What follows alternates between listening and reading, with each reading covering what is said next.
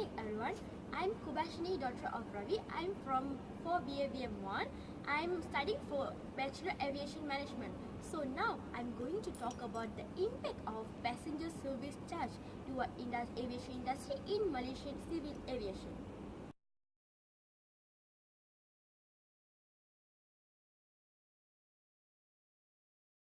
Okay, before we enter in what are the impact of the PSC, which known as the passenger service charge, we're going to deep about passenger service charge, what is all about. Passenger service charge, formerly known as the airport tax, which paid by the departing passenger. Passenger service charge, which is known as airport tax.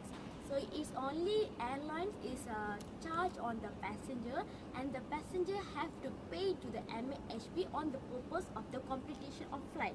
If in case the passenger cannot complete their flight, or they cannot reach their destination, or otherwise they cancel their ticket bookings, and they also rights to refund back their passenger service charge.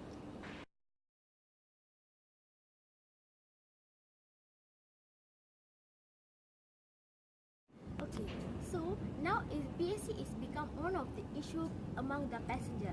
Whether is that the PSC charge need to be standardized for KLIA 1 and KLIA 2. Passenger service charge, which is known as a PSC rate, which is a charge on the passenger for the services which is provided in the airport.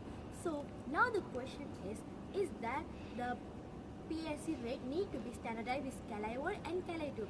Not necessarily, and it is not fair at all, because first reason, KLIA 1 and KLIA 2 is not at same, because the KLIA 1 structure is not as good as the KLIA 2, because they just take the spaces for KLIA 2 to build an airport, but it is not fully furnished or fully facilitated and fully accommodated for the passengers. But in what KLIA 1, they fully accommodate and fully facilitate for the passengers. So they the passengers receive lesser in terms of the facilities and amenities from the KLIA 2. So it is not necessary KLIA 1 and KLIA 2 PSC rate should be standardized. So far, the passenger service charge, what are the impacts give to the aviation industry? PSC rate is for the passengers, but aviation industry is apart. So what are the connecting between the PSC and the aviation industry? Okay, PSC rate is economically help to the aviation industry, because which are the facilities and accommodation or the service provided by airport is all in terms give to the passengers to or satisfying them. But in KLIA 1, they have aero train which the passenger can use to travel along the path.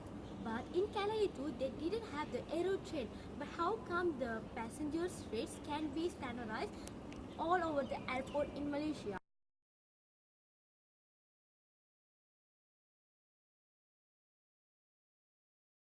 So, finally, PSC rate is that important?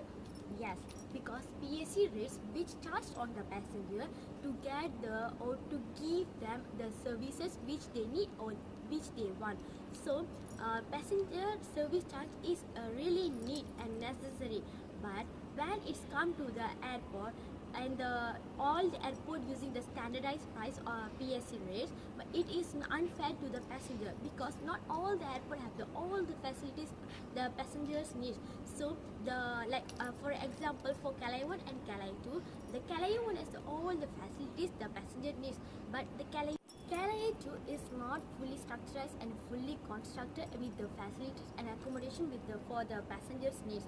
So the PSC rates which to standardized with KLIA 1 and KLIA 2 is unfair to the passengers. Thank you.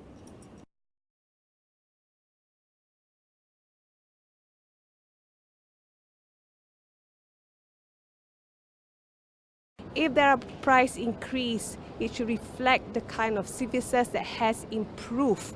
But we don't see any kind of improvement, and we don't think that KLIA 2 services and facilities provided is the same as what you find in KLIA. So it should be fair to passengers. We shouldn't shortchange the passengers from KLIA 2 to charging them the same rate as what you find in KLIA. It's like how there's a big difference between KL Hilton and maybe a budget hostel.